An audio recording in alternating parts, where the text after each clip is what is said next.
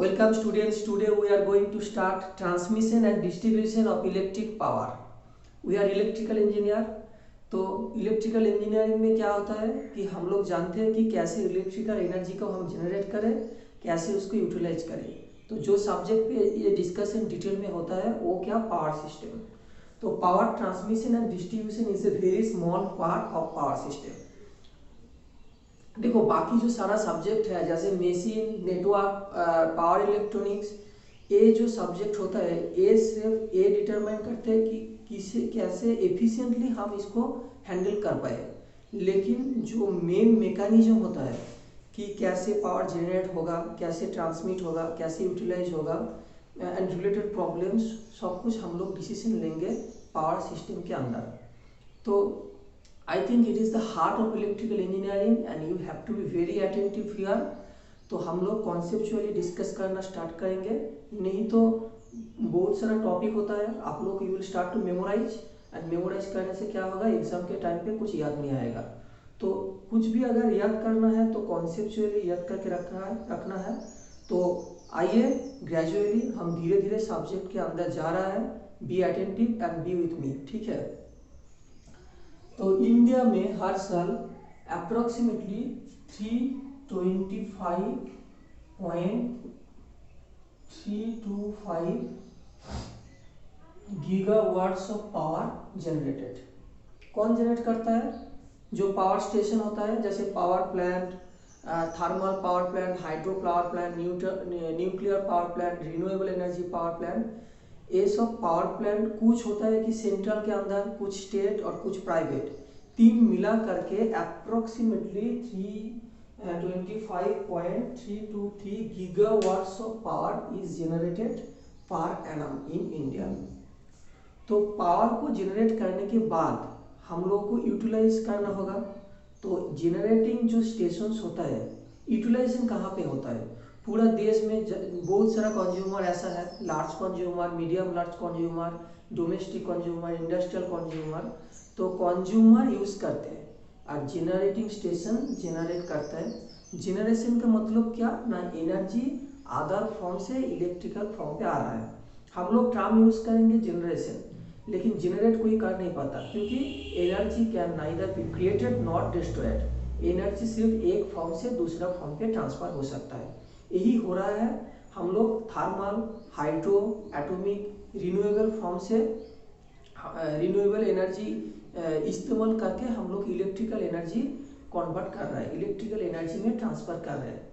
तो उनका amount approximately दिख रहा है कितना, 375 के आसपास होगा, 375.323 gigawatts of power generated. Gigawatts मतलब into 10⁻³ megawatt into 10⁻³ kilowatt into 10⁻³ watts. This much amount of electric power generated per annum. तो जो ह्यूज बल्क पावर है उनको जनरेटिंग स्टेशन से ले करके जाना होगा कहाँ, कंज्यूमर्स तक। तो इसके लिए एक extensive organised power system network का जरूरी है। वो क्या, वही होता है transmission and distribution of electric power. तो पहले हम लोगों को समझना है क्यों हम लोग ट्रांसमिशन और डिस्ट्रीब्यूशन सिस्टम का यूज करते हैं। क्योंकि जनरेटिंग जो स्टेशन होता है उनका और जो कंज्यूमर्स होता है दोनों एक जगह पे नहीं रहता है, दोनों के बीच में डिस्टेंस बहुत ज़्यादा होता है। पहला पॉइंट। सेकेंड पॉइंट क्या कि देखो पावर और एनर्जी तो एयर से नहीं जाएगा, इसके लिए वायर का जरूरी होता है। तो वायर में एनर्जी जाएगा तो क्या होगा, लॉसेस होगा, मतलब कुछ एनर्जी हीट के फॉर्म पे डिसिपेट होता है, आप लोग जानते हो।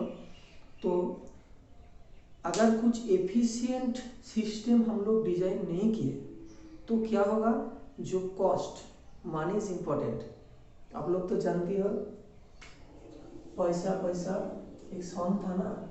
तो देखो पूरा जो पावर सिस्टम है हम लोग कुछ भी डिजाइन करेंगे तो ज़्यादा इम्पोर्टेंट क्या है, कॉस्ट। कुछ भी डिजाइन पे पहला बात आएगा कॉस्ट का, क्योंकि cost is very important.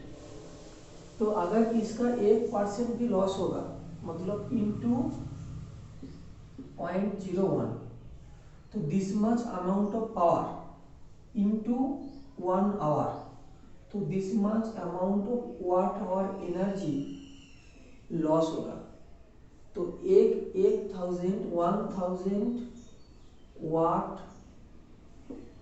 Our मतलब 1 यूनिट।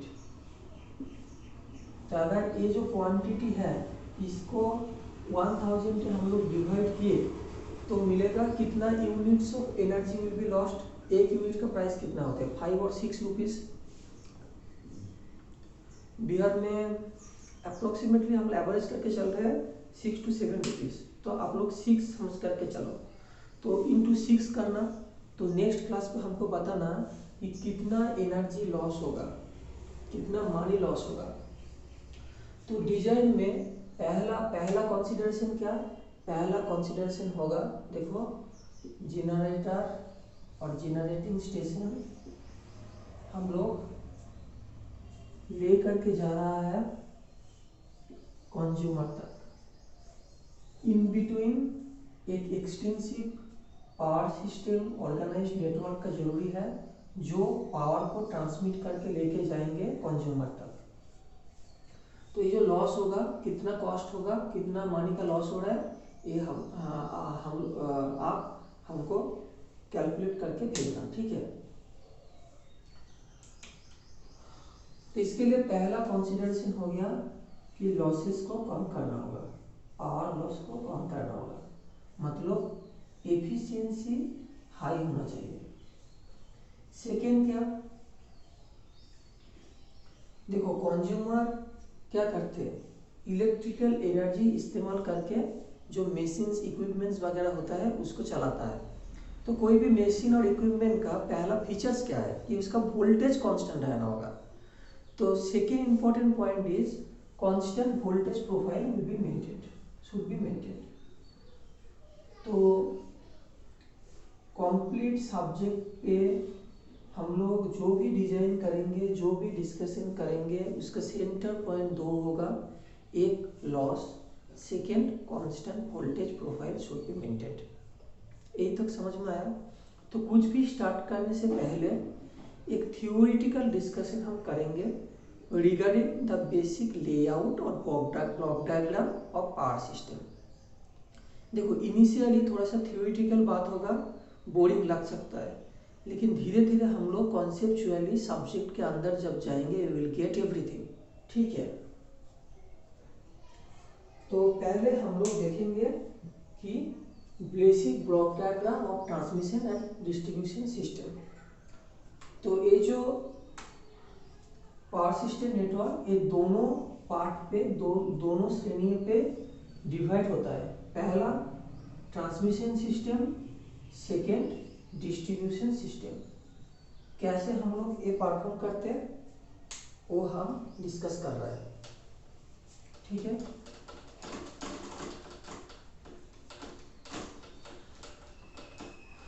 तो ट्रांसमिशन एंड डिस्ट्रीब्यूशन सिस्टम पहले स्टार्ट होता है जनरेटिंग स्टेशन और पावर प्लांट और पावर स्टेशन से।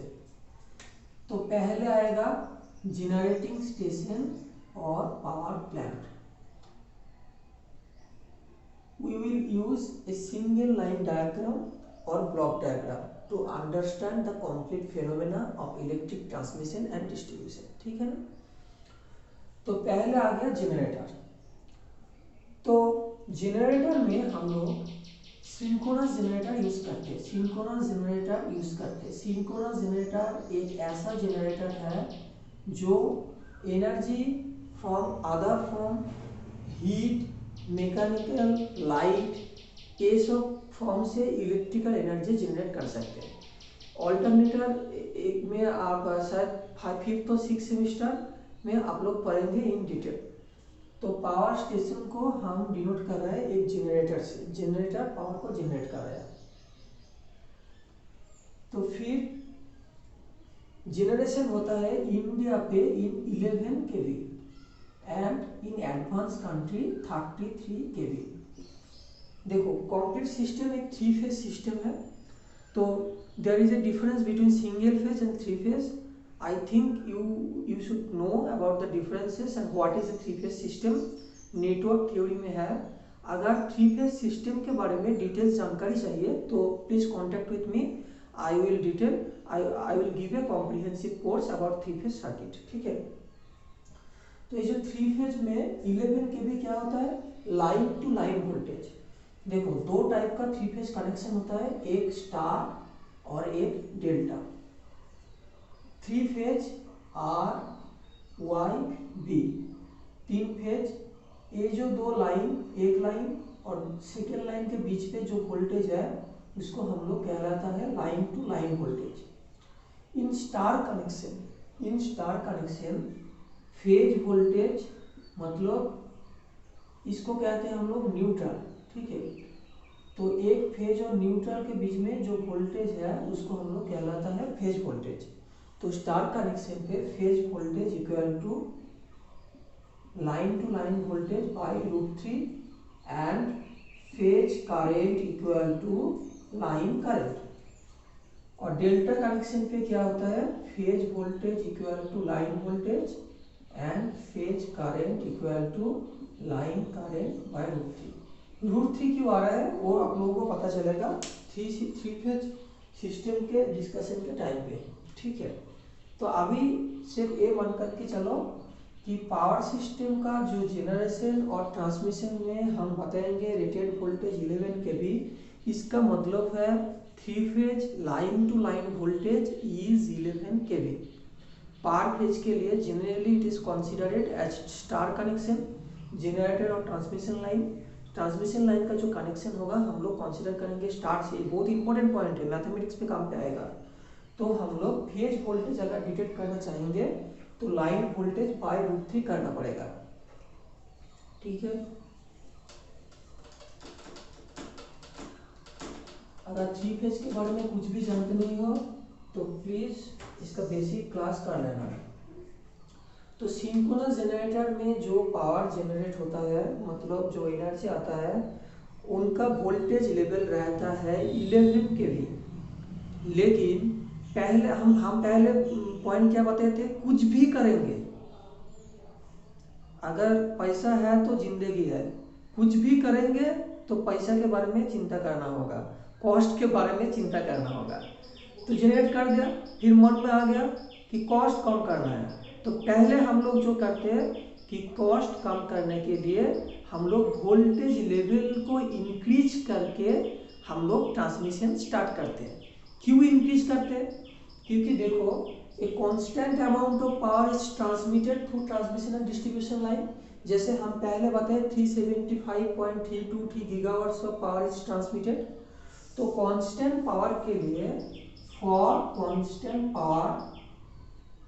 Power equal to voltage into current, RMS value of voltage into RMS value of current. तो अगर पावर कांस्टेंट रहे तो वोल्टेज इंक्रीज करने से करंट क्या होगा, डिक्रीज हो जाएगा। अगर करंट डिक्रीज हो गया तो I2R जो लॉस है वो भी डिक्रीज होगा। अच्छा, इसमें हम एक पॉइंट बता रहा है जो कॉस्ट कितना इंपॉर्टेंट है, क्योंकि जो पावर जनरेट कर रहा है ना वो सिर्फ कॉस्ट को जानते हैं और कुछ नहीं। देखो फील्ड थ्योरी और फिजिक्स में जब भी एक फॉर्म से दूसरा फॉर्म पे, सपोज कोई इलेक्ट्रिक सर्किट हम लोग फील्ड थ्योरी और फिजिक्स पे पढ़ रहा है, तो उसमें हम लोग क्या बताएंगे कि एक रेजिस्टर है, एक सोर्स है, तो पावर ट्रांसमिट हो रहा है। तो पावर ट्रांसमिट होने के टाइम पे कुछ पावर रेजिस्टर में कंज्यूम होगा and will be dissipated in the form of heat. तो देखो लॉस मतलब क्या, लॉस मतलब जो खो गया कभी नहीं मिलेगा। तो अभी क्या हो रहा है, इलेक्ट्रिकल फॉर्म पे एनर्जी था, रेजिस्टर के बजाय रेजिस्टर होने के लिए हीट फॉर्म पे एनर्जी चला गया। तो ये जो कंपोनेंट है इसको हम लोग कहते हैं पावर डिसिपेटेड, पीडी और पावर डिसिपेटेड। फील्ड थ्योरी और फिजिक्स पे हम लोग ये जो आई स्क्वायर आर जो कंपोनेंट है उसको हम लोग कहलाएंगे पावर डिसिपेटेड। लेकिन we are engineers, we have to design everything at minimum cost. तो फिर ये जो पावर डिसिपेटेड है इस ये कंपोनेंट को चेंज करके हम लोग डायरेक्टली बोल देते हैं कि पावर लॉस, क्योंकि लॉस का मतलब यही है जो इलेक्ट्रिकल फॉर्म पे नहीं मिल रहा है। मतलब इलेक्ट्रिकल फॉर्म पे रहेगा तो उसका पैसा मिलेगा, लेकिन अगर लाइट साउंड और हीट फॉर्म पे चला गया तो उसका पैसा तो नहीं मिलेगा ना। तो इसको हम लोग डायरेक्टली कह देंगे कि पावर लॉस। अगर कोई इलेक्ट्रिक कनेक्शन पे थेफ्ट कर रहा है, चोरी कर रहा है, तो इन दैट केस वो भी लॉसेस के अंदर चला जाएगा। लेकिन जब इलेक्ट्रिकल एनर्जी से हीट एनर्जी, जैसे गीजर में electrical energy will be converted into heat energy. यही पे हम लोग देखो रेजिस्टर पे जो आई स्क्वायर आर है उसमें भी क्या हो रहा है, इलेक्ट्रिकल एनर्जी हीट एनर्जी पे जा रहा है। फिर घर में जो गीजर कनेक्टेड है और जो हीटर है उसमें भी इलेक्ट्रिकल एनर्जी हीट एनर्जी पे जाते हैं। लेकिन गीजर और हीटर का जो पैसा वो मिलता है, लेकिन इसका पैसा नहीं मिलता है। तो जो पावर डिसिपेटेड कंपोनेंट है फिजिक्स में हम लोग कभी नहीं यूज करेंगे कि पावर लॉस, क्योंकि energy can not be lost, ठीक है ना। तो इसमें हम लोग कंपोनेंट का नेम ही चेंज कर दिया, मतलब हम लोग बोल दिया कि पावर लॉस। तो मतलब समझ रहे हो कि कॉस्ट कितने इंपॉर्टेंट है। तो कुछ भी अगर डिजाइन हम लोग करेंगे, कुछ भी डिजाइन करेंगे तो पहला बात आएगा कॉस्ट का, ठीक है। हम लोगों को ऐसे डिजाइन करना होगा जैसे कॉस्ट मिनिमम हो। तो वो ठीक है। आइए हम लोग क्या डिस्कस कर रहा था कि वोल्टेज अगर इंक्रीज होगा तो करंट होगा डिक्रीज, तो आई स्क्वायर आर लॉस डिक्रीज हो जाएगा। लेकिन यही पे आता है कॉन्फ्यूजन। देखो ये जो फॉर्मूला है इसमें से आई स्क्वायर आर क्यों आ रहा है, क्योंकि ओहम कहता है for constant temperature for a ohmic conductor I equal to V by R. तो ये जो इक्वेशन है इसका जो V है तो V को अगर हम IR से रिप्लेस करें, मतलब V के जगह पे हम लोग IR अगर लिख दिया, V के जगह पे IR अगर लिख दिया तो IR इंटू आई आएगा फॉर्मूला आई स्क्वायर आर। लेकिन अगर करंट की जगह पे in place of the current अगर V बाय आर रिप्लेस किए तो क्या आएगा, करंट में अगर V बाय आर रिप्लेस किए तो आएगा V into V by R, मतलब V square R by R. तो अभी तो मजाक हो गया। ये जो फॉर्मूला है अकॉर्डिंग टू दिस फॉर्मूला अगर वोल्टेज बढ़ेगा तो लॉस डिक्रीज होगा, ठीक है। लेकिन ये जो फॉर्मूला है अकॉर्डिंग टू दिस फॉर्मूला अगर वोल्टेज बढ़ेगा तो V square by R, V square और भी बढ़ जाएगा तो लॉस बढ़ जाएगा। कौन सा फॉर्मूला यूज करे, बात समझ में आ रहा है। ट्रांसमिशन एंड डिस्ट्रीब्यूशन सिस्टम का डिस्कशन स्टार्ट होता है यही से कि जेनरेशन होता है 11 kV और 33 kV पे। To decrease the loss we increase transmission voltage. लेकिन अगर आपने एक्सप्लेन करना चाहिए कि क्यों ट्रांसमिशन वोल्टेज को हम इंक्रीज किए, तो रीजन हम बता रहा था कि फॉर कांस्टेंट पावर को अगर कांस्टेंट रखना है और कांस्टेंट पावर ट्रांसमिशन वोल्टेज अगर इंक्रीज होगा तो करंट डिक्रीज होगा, करंट डिक्रीज होगा तो आई स्क्वायर आर लॉस कंपोनेंट भी डिक्रीज होगा, तो overall cost of transmission will be decrease. लेकिन हम बता रहा है कि ए वाला टर्म कैसे आ रहा है, ए वाला टर्म आ रहा है यही पे ओहम्स लॉ के मुताबिक आई को रिप्लेस करके आई स्क्वायर आर आ रहा है। लेकिन ये जो फॉर्मूला है अगर आई को रिप्लेस करें तो ए वाला आएगा, सॉरी आई को रिप्लेस करें तो ए वाला आएगा, अगर भी को रिप्लेस करें तो ए वाला फॉर्मूला आएगा। तो कौन सा फॉर्मूला हम लोग यूज करेंगे, मेरा बात समझ में आ रहा है। तो इसके बारे में हम डिटेल्स डिस्कशन करेंगे just after discussing the basic layout. हम मैथमेटिकली शो करेंगे क्यों पावर लॉस कम करने के लिए हम लोग वोल्टेज को इंक्रीज करते हैं, ठीक है। तो हम पहले क्या बताया कि transmission start on the power station, power station के बाद ट्रांसमिशन स्टार्ट होता है। पहला काम हम क्या करते हैं कि जो जनरेटेड वोल्टेज है, देखो कुछ याद करने की जरूरी नहीं है, हम धीरे धीरे बोल रहे हैं, B with me, just be with me, everything will be understood. हम पहले एक स्टेप अप ट्रांसफार्मर यूज करेंगे। Step up transformer, step up मतलब जो वोल्टेज लेवल को इंक्रीज करता है। कितना इंक्रीज करेंगे? देखो इन इंडिया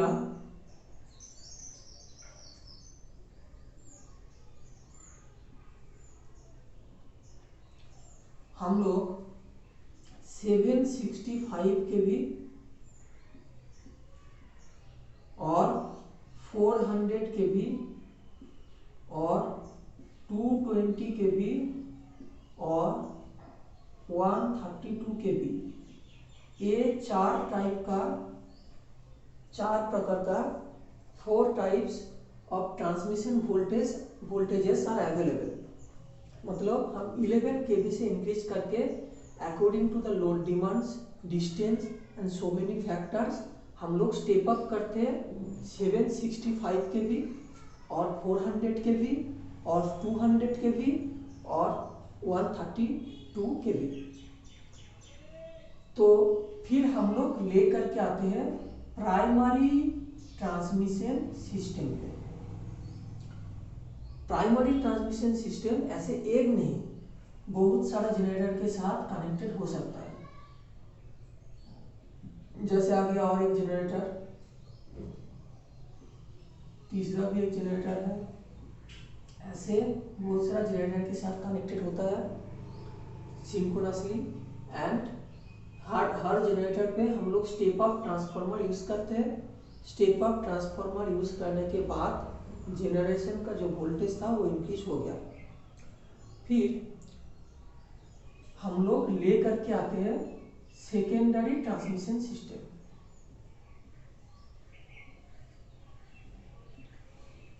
जो वोल्टेज इंक्रीज हो गया ट्रांसमिशन के लिए, तो इतना ज़्यादा वोल्टेज तो हम यूज नहीं करेंगे, तो धीरे धीरे हम लोग इसको डिक्रीज करना स्टार्ट करेंगे।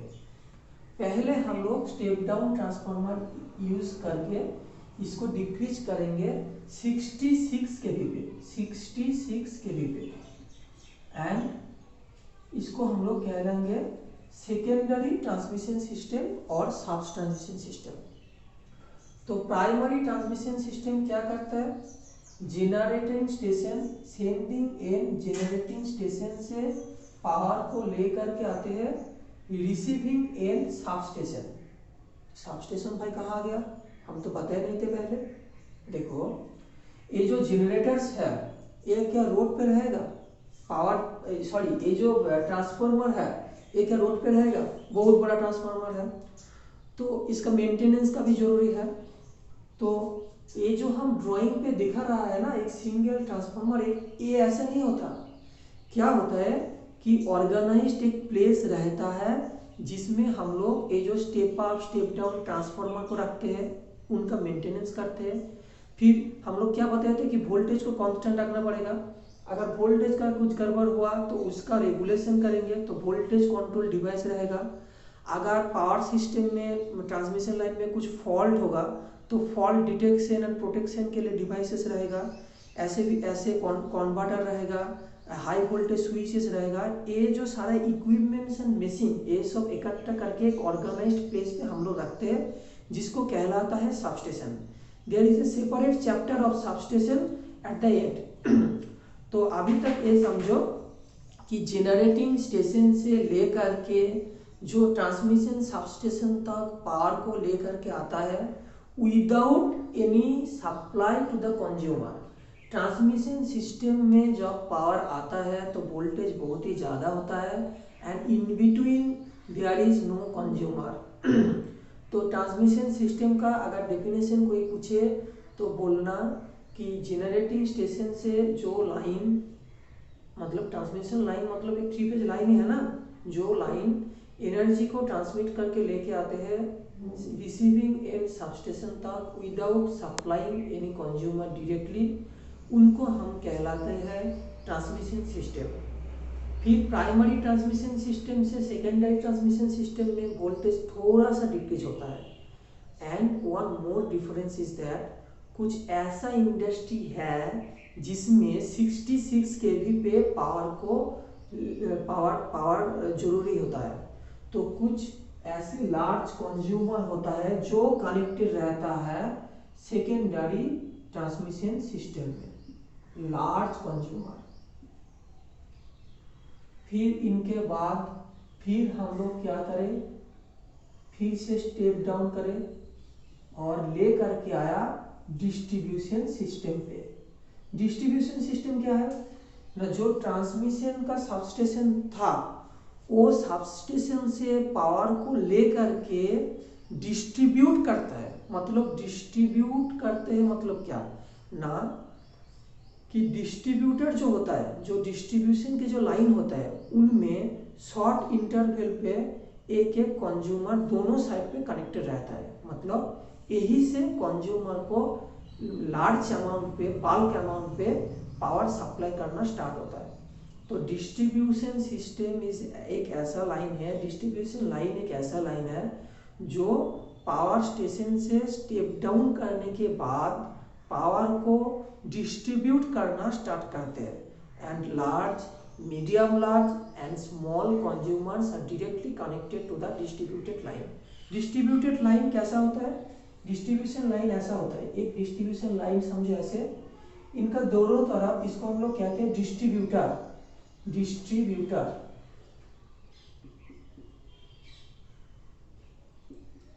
इनका दोनों तरफ फीडर्स रहता है।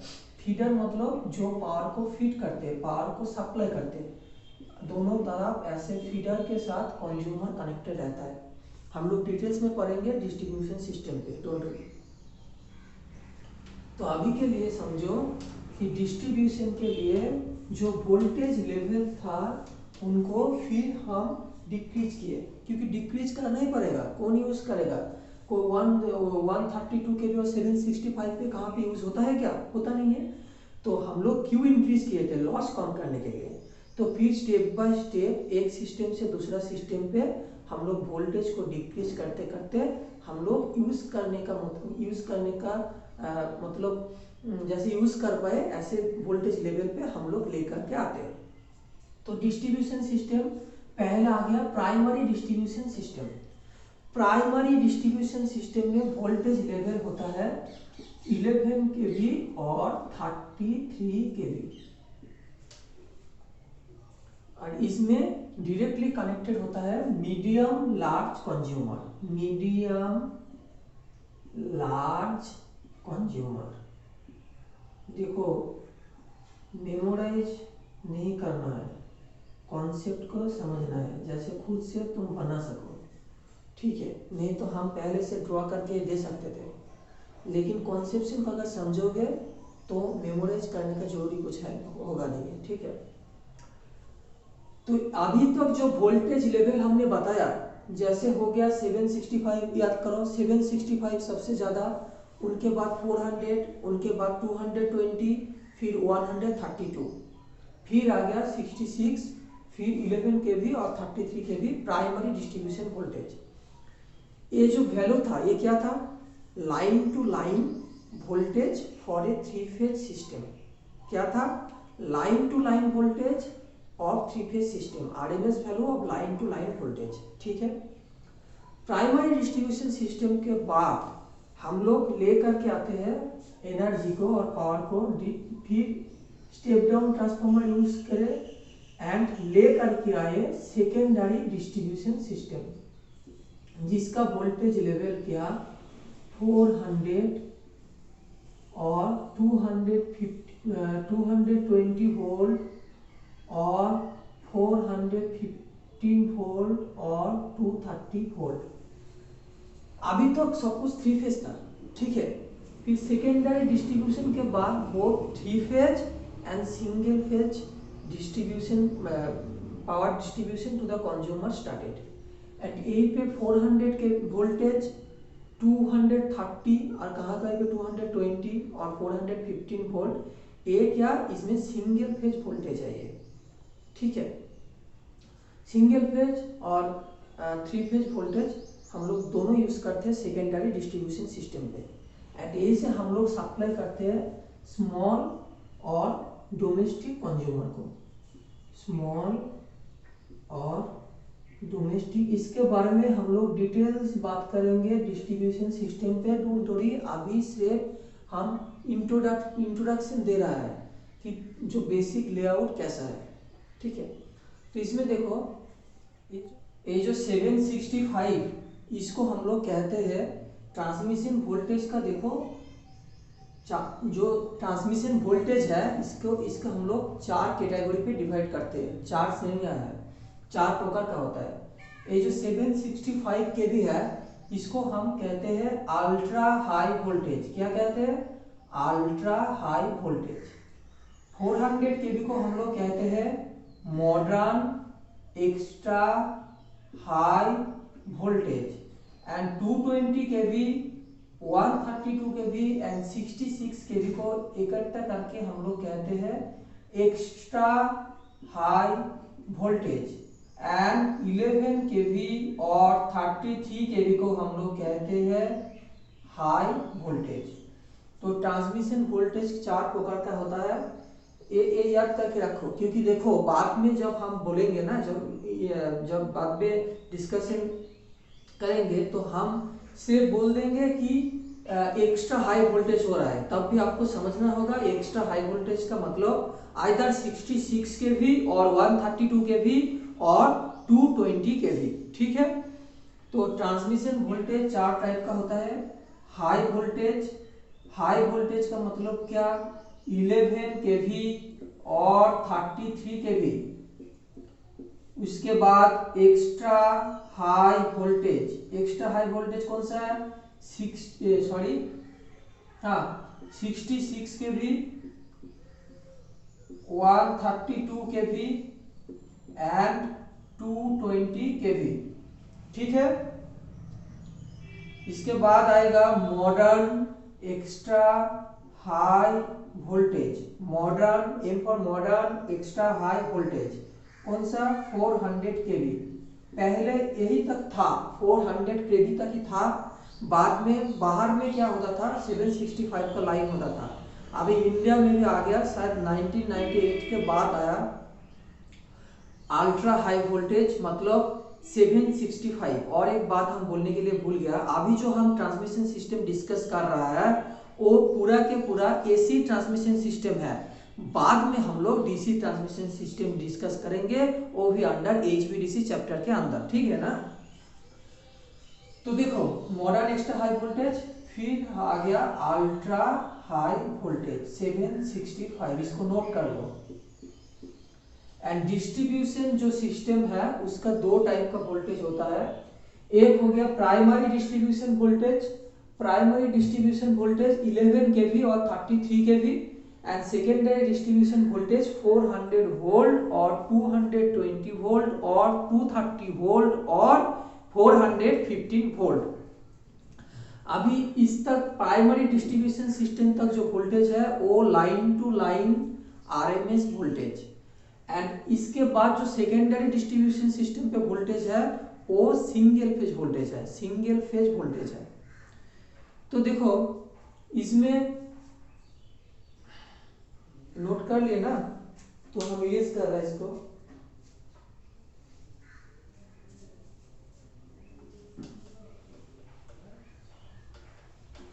अभी देखो एक क्वेश्चन मन पे आएगा, जैसे हमने पहले बताए थे कि transmission and distribution voltage level 11, 33, 66, 132 ऐसे क्यों हो रहा है? Why there are multiples of 11? इसके बारे में हम डिटेल्स डिस्कशन करेंगे। ये जो पहला लेआउट और ब्लॉक डायग्राम खत्म होने के बाद हम लोग 3 क्वेश्चन के ऊपर डिस्कशन करेंगे, हम बता रहे हैं धीरे धीरे। तो अभी देखो as we are electrical engineer, तो अगर देश का जो ट्रांसमिशन सिस्टम अगर उसके बारे में कुछ हम लोग नहीं जानते तो बहुत दिक्कत है। हमको जानना चाहिए, कोई भी इंटरव्यू पर अगर जाओगे तो पूछेगा कि देश का ट्रांसमिशन सिस्टम कैसा है, तो इसके बारे में हम लोग डिस्कशन करेंगे। देखो ये जो टर्म है ना ट्रांसमिशन सिस्टम और ट्रांसमिशन लाइन, ये हम यूज नहीं करते हैं। पावर सिस्टम में हम बोलते हैं कि ग्रिड, एक टर्म है ग्रिड। ग्रिड क्या है ना, एक एरिया और स्टेट का जो ट्रांसमिशन सिस्टम, जैसे हो गया आपका ये जो ट्रांसमिशन सिस्टम है एक लोकल एरिया और एक स्टेट का, इसको हम लोग कहते हैं एक ग्रिड। ठीक है, एक ग्रिड, GRID। ऐसे बहुत सारा स्टेट्स है, बहुत सारा transmission system, power station, power plants है। तो एक एक स्टेट और छोटा लोकल एरिया का ट्रांसमिशन सिस्टम को क्या कहलाएंगे, क्या कहलाता है, ग्रिड। ऐसे 2 3 4 ग्रिड आपस में कनेक्टेड होने के बाद बनता है क्या, रीजनल ग्रिड। जैसे सपोज ये हो गया बिहार का ट्रांसमिशन सिस्टम, ये हो गया ग्रिड 1 GRID, ग्रिड 1। ऐसे वेस्ट बंगाल का हो गया ग्रिड 2। ऐसे बहुत सारा ग्रिड कनेक्टेड होने के बाद बनाता है क्या, बनाता है रीजनल ग्रिड। कैसे कनेक्टेड होता है, टाई लाइन के थ्रू पे, टाई लाइन। इसको हम रेड कलर से देखेंगे क्योंकि जोड़ने का कलर तो रेड ही होता है ना, नहीं होता है। तो ये जो 2 ग्रिड आपस में जोड़ते हैं, जो लाइन से जोड़ता है उसको हम लोग कहते हैं टाई लाइन। टाई का मतलब है जोड़ना, TIE, टाई। इंग्लिश में सुनते हो ना, टाई करते हैं, जैसे टाई हो गया। ऐसे टाई लाइन का मतलब जो लाइन आपस में 2 ग्रिड को एक साथ में जोड़ते हैं, 2 और मोर ग्रिड्स एक साथ में जोड़ते हैं, उसको हम लोग कहते हैं टाई लाइन। तो टाई लाइन के थ्रू पे 2 और more grids are connected, interconnected, and बनाता है क्या, रीजनल ग्रिड।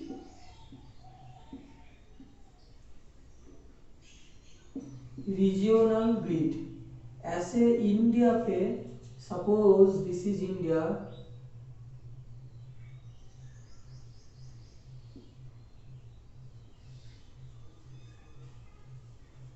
ऐसे इंडिया पे 5 प्रकार का रीजनल ग्रिड है। 5 types of regional grid are there in India.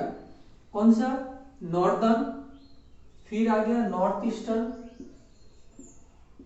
फिर ईस्टर्न, वेस्टर्न, साउदर्न। देखो याद करने का कुछ जरूरी नहीं है, सिर्फ कॉन्सेप्ट को समझो, ऑटोमेटिकली याद हो जाएगा। ठीक है, मेमोराइज हो जाएगा। तो इंडिया में ऐसे 5 रीजनल ग्रिड है, northern, eastern, north eastern, western and southern. ठीक है, इसको हम लिखते हैं। 5 प्रकार का regional grids are there in India, northern, north eastern, eastern, western, southern. लेकिन बात क्या है कि एक grid is not sufficient to supply all the consumers. जैसे हम लोग पहले क्या करते थे, बांग्लादेश में पावर को हम लोग सप्लाई करते थे। ऐसे अगर कोई रीजन का, कोई एरिया का अगर पावर का कुछ डिक्रीज हो गया, मतलब पावर जितना जरूरी था उतना सप्लाई नहीं हो पाया, तो हम क्या कर, अगर ये सारा रीजनल ग्रिड्स आपस में कनेक्टेड रहे तो क्या होगा, तो इन दैट केस एक ग्रिड से दूसरा ग्रिड पे भी हम लोग पावर को ट्रांसमिट कर सकते हैं। देखो हम लोग का कॉन्स्टिट्यूशन पे क्या है कि united we stand, divided we fall, we always want to be united. तो ये प्रयास इसमें भी स्टार्ट हुआ था। Government starts to interconnect the regional grid. 2 करके रीजनल ग्रिड जोड़ना स्टार्ट किए, नॉर्थ ईस्टर्न, ईस्टर्न, फिर वेस्टर्न, ऐसे करके फाइनली अगस्त 2006 पे, इन अगस्त 2006 जो 4 रीजनल ग्रिड था वो आपस में कनेक्टेड हो गया। लेकिन तब भी साउथ ग्रिड को हम लोग कनेक्ट कर नहीं पाया। क्यों? क्योंकि देखो पावर सिस्टम में एक इंपॉर्टेंट टर्म है फ्रीक्वेंसी। हम लोग का जो कंप्लीट पावर सिस्टम है इंडिया का डिपेंड्स ऑन 50 हर्ट्ज फ्रीक्वेंसी। ऐसे यूएसए पे क्या है, यूएसए पे 60 हर्ट्ज, जापान पे बोथ 50 एंड 60 हर्ट्ज हम लोग यूज करते हैं। हम इस सेशन के बाद ये भी डिस्कशन करेंगे क्यों India have chosen the power line frequency as 50 hertz.